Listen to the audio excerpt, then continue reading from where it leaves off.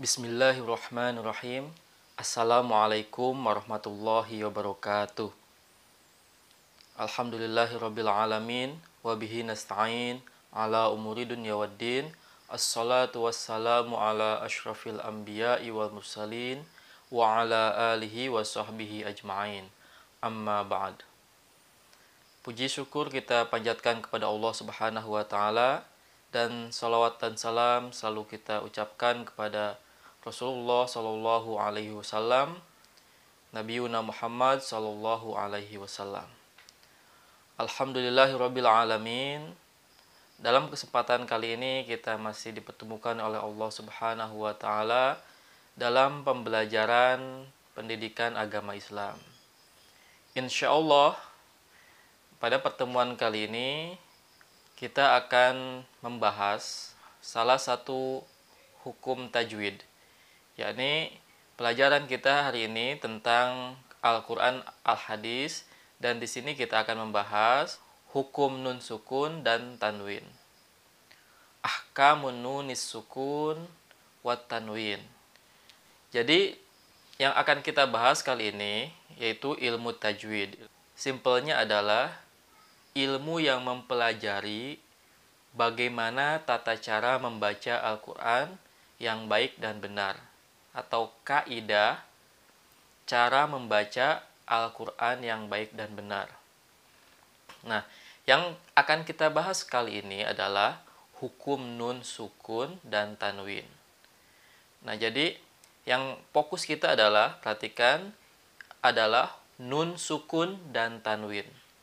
Kenapa nun sukun ini disatukan dengan tanwin? Karena tanwin juga secara membacanya sama dengan nun sukun. Misalnya ada kata baitun dikasih domatain. Ya, tanwin itu artinya yang domatain, fathatain, dan kasrotain. Nah, seandainya ada tulisan baitun, ya, ba fathah, ya-nya sukun, ada taknya domatain, baitun.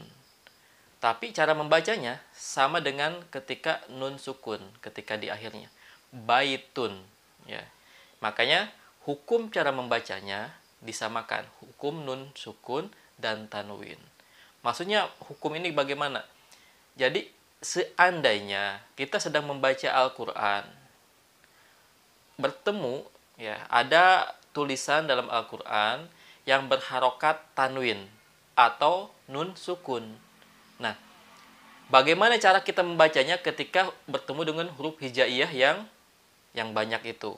Oke, semoga kalian sudah memahami tentang dasarnya nun sukun dan tanwinnya.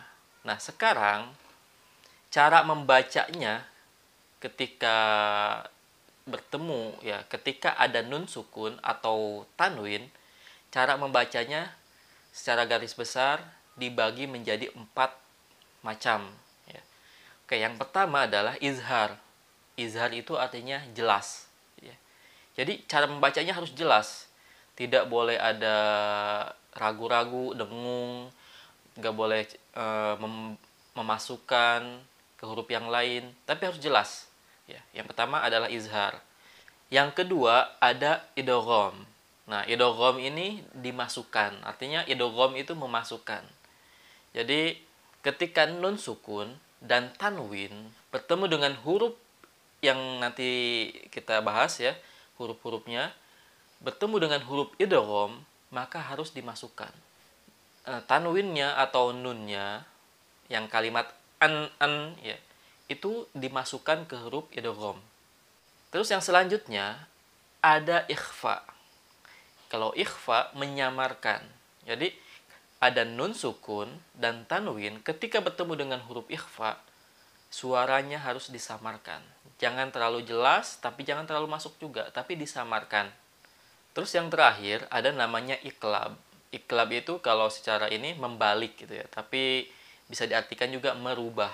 Jadi merubah huruf nun sukun dan tanwin ke mirip-mirip huruf mim dan disertai dengan dengung selama 2 harokat. Nah, itu adalah pembagian hukum nun sukun dan tanwin. Jadi ada 4, izhar, iqlab, izhar, idgham, ikhfa, dan iqlab. Oke, izhar artinya jelas, idgham memasukkan, ikhfa disamarkan, dan yang terakhir iqlab artinya merubah. Dan untuk idgham dibagi menjadi 2. Yang pertama adalah idgham bi gunnah dan idgham bila gunnah. Idgham bi gunnah artinya idgham yang disertai dengan gunnah. Gunnah itu artinya tekan 2 harokat. Dan idgham bila gunnah. Idgham yang tidak disertai dengan gunnah. Bila artinya tidak disertai, ya, la itu tidak kan. Tidak disertai dengan gunnah. Baiklah, kita lanjutkan pembahasannya. Sekarang kita merinci ke bagian-bagiannya. Nah, yang pertama kita bahas adalah izhar. Izhar ini tadi seperti yang tadi sudah dijelaskan artinya jelas. Ketika kita membaca izhar harus jelas, jangan sampai ada disamarkan atau didengungkan atau yang lain-lainnya. Intinya harus jelas. Ketika kita membaca an, nunnya harus terbaca dengan jelas. An ya. An, in, un. Pokoknya jelas, jangan sampai ada tersamarkan. Huruf izhar ini ada 6.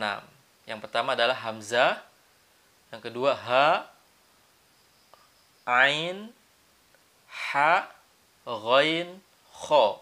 Oke, kita ulangi. Hamzah, ha, ain, ha, ghain, kho. Jadi hurufnya ada 6.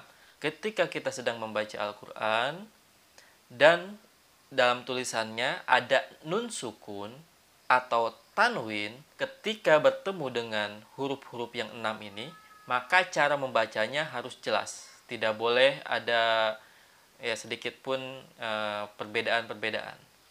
Contohnya yang hamzah ya kalian bisa sambil dilihat di buku kalian, ada juga tulisannya, dilihat buku Quran hadisnya tentang izhar. Contohnya hamzah. Ini ada dalam surat Al-Falaq ya.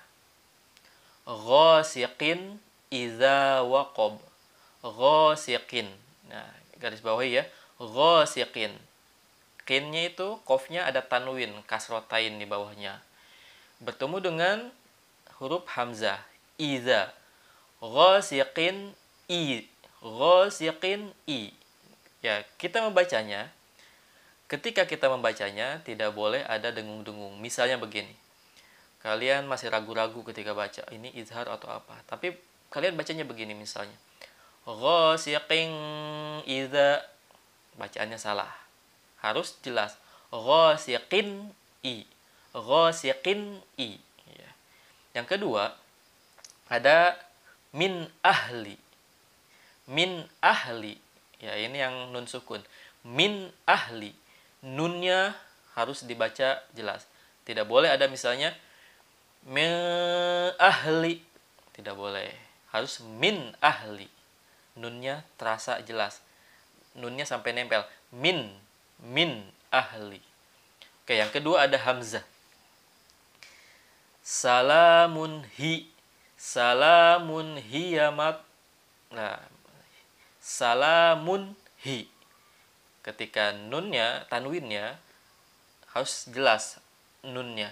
Salamun, salamun. Nggak boleh salamu hiya. Tidak boleh. Terus ada yang contoh nun sukunnya. Yanha. Yanha. Tidak boleh. Yaha. Terus yang ha. Contoh yang ha. Huruf ha. Narun hamiyah. Narun hamiyah. Terus min hakim. Min hakim. Ya, nunnya jelas. Terus yang huruf kho. Mithqala dzarratin. Mithqala dzarratin khairai. Mithqala dzarratin. Tin. Enggak boleh ada mithqala dzarratin kho. Enggak boleh. Terus ada min khauf, min khauf. Selanjutnya ada yang ain, yauma idzin an, yauma idzin an. Yang ain, yauma idzin an. An'amta, an'amta, an'amta. Nah, nunnya jelas. An'amta. Jangan sampai an'amta. Tidak boleh. Terus yang selanjutnya gha, yang terakhir ya. Ajrun gha, ajrun gha. Ajrun ghairu mamnun. Misalnya ya. Ajrun jelas. Min ghairi, min ghairi. Ya, itu yang pertama kita bahas adalah izhar. Intinya hurufnya ada 6 dan cara membacanya harus jelas. Baiklah, mungkin untuk pertemuan kali ini kita cukupkan karena mungkin nanti durasinya terlalu panjang. Jadi untuk merinci satu-satu dari izhar, idgham, ikhfa dan iqlab kita buat untuk pertemuan selanjutnya. Jadi pertemuan kali ini lebih fokus ke pembagiannya. Jadi nun sukun dan tanwin, hukum nun sukun dan tanwin, yaitu ada berapa? Ada 4. Yaitu izhar, idgham, ikhfa dan iqlab. Artinya izhar jelas, idgham memasukkan, ikhfa menyamarkan, iqlab merubah atau membalik gitu ya. Terus idgham dibagi menjadi 2 lagi. Idgham bil gunnah dan idgham bila gunnah. Gitu ya. Jadi untuk pertemuan kali ini saja ya. Lebih ke pembukaan pembahasan tentang nun sukun dan tanwin. Dan selanjutnya kita akan bahas di pertemuan selanjutnya yang lebih detailnya untuk pembahasan izhar, idgham, ikhfa dan iqlab. Untuk perinciannya. Untuk tugas hari ini, mungkin video lagi ya tugasnya. Silahkan dikirimkan aja videonya. Videonya tugasnya adalah menjelaskan. Jadi langsung aja menjelaskan. Supaya lebih terlihat memahaminya, jelaskan aja. Jadi ada hukum nun sukun dan tanwin, kebagi berapa ya. Terus seperti yang Pak Yusuf tadi jelaskan lah minimal. Kalau ada yang mau lebih-lebih silahkan. Ya. Jadi penjelasannya gitu ya. Mulai dari pengertiannya sampai pembagiannya. Nanti Pak Yusuf harapkan juga mengirimnya langsung di Google Form ya. Tidak dikirim lagi ke WA. Soalnya kalau di WA nanti kalau ketimpah-timpah bisa hilang. Dan kalau di Google Form akan terdokumentasi dengan baik, tersimpan dengan baik insya Allah. Dan harus sabar kalau misalnya Pak Yusuf tidak langsung baca, tidak langsung tonton videonya ya. Tenang saja, pasti ditonton insya Allah ya. Ya Pak Yusuf tontonin satu-satu. Enaknya kalau dikirimkan lewat Google Form, Pak Yusuf langsung buka satu lembar, ya, satu halaman, Pak Yusuf langsung klikin satu-satu. Kalau buka WA itu kalau sudah ketimpah-timpah, ya Pak Yusuf akan harus nyari lagi nomor kalian, nomor orang tua kalian gitu ya. Jadi lebih agak sulit lagi untuk review ulangnya. Bahkan ketika ujian, misalnya nanti ada PAS, kan ada penilaian keseluruhan. Nah, Pak Yusuf bisa tonton lagi video-video sebelumnya. Dan Pak Yusuf langsung ketahuan siapa yang ngirimkan video, siapa yang enggak gitu ya. Jadi lebih mudah untuk menilainya.